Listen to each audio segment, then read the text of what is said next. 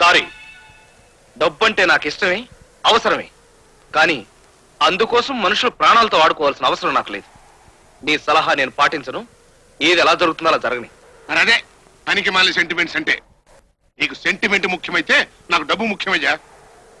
నేను చెప్పినట్టుగా కనుక వినకపోయావంటే నిన్ను నీ పెళ్ళాన్ని ముష్టెత్తుకున్నట్టుగా చేస్తా.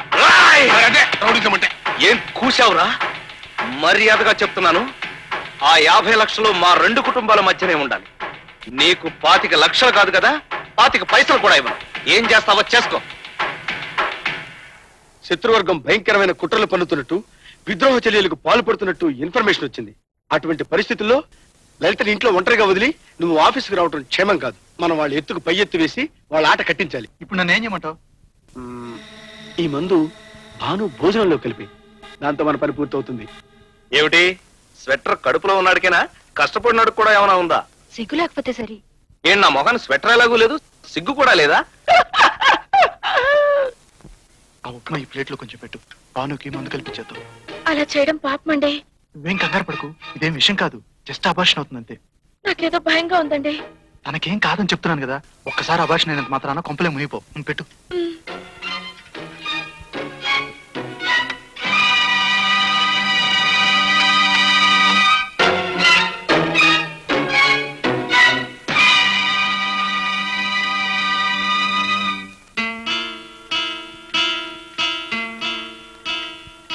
భాను, కొంచెం ఉప్మా తినమ్మా. నాకు వద్దు దినా, ఆకలిగా లేదు. ఆకలి లేదంటే ఎలా? ఆవిడ తినమంటుంది నీ మీద ప్రేమతో కాదు, నీ కడుపులో ఉన్న మేనల్లుడి మీద లవ్వుతో కదమ్మా. ఇటు నేను తినిపిస్తాను.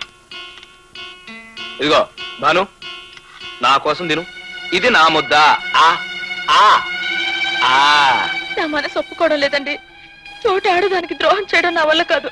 తినొద్దని చెప్పేస్తాను. నీకేమన్నా మధ్య నోరు మూసుకొని కూర్చో. ఇది నీ ముద్ద. ఇది 50 లక్షల ముద్ద. తిను.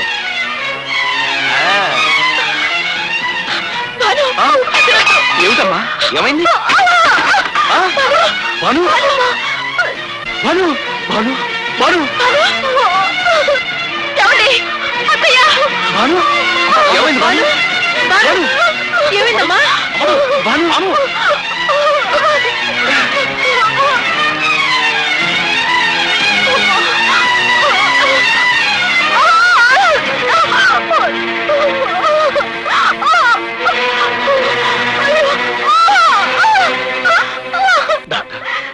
ఏమీ కాదు కదా?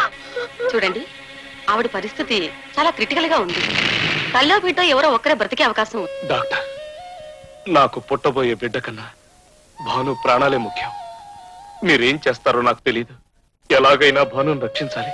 భాను లేకపోతే నేను బ్రతకలేదు. ప్లీజ్.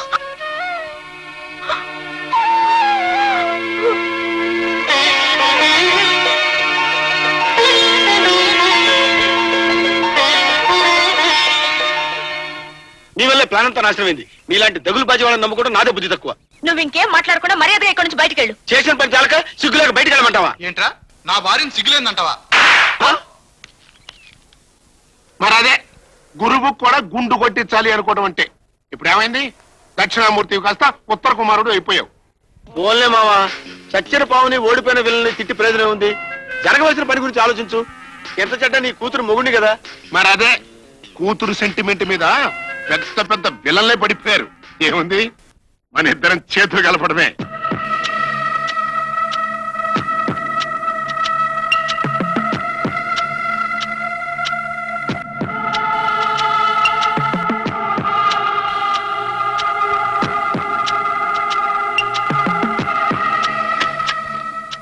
డాక్టర్, కంగ్రాట్స్ మిస్టర్ బోసు. తల్లి బిడ్డ ఇద్దరు క్షేమంగా ఉన్నారు. మగపిల్లాడు.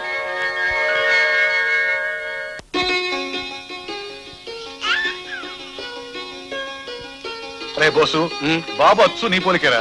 బుద్ధి మాత్రం తల్లి వస్తే బాగుపడతాడు. భలేవాడు అన్నయ్య. అన్ని తల్లి బుద్ధులే. లేకపోతే పుట్టి ఇన్ని రోజులైనా తండ్రికి దూరంగానే ఉంటున్నాడు. డాక్టర్ గారు, భానుని ఎప్పుడు ఇంటికి తీసుకెళ్తే మార్నింగ్ తీసుకెళ్ళచ్చు. మీరంతా కాస్త బయటికి వెళ్తే ఆమె విశ్రాంతి తీసుకుంటుంది. ప్లీజ్ వెళ్ళండి.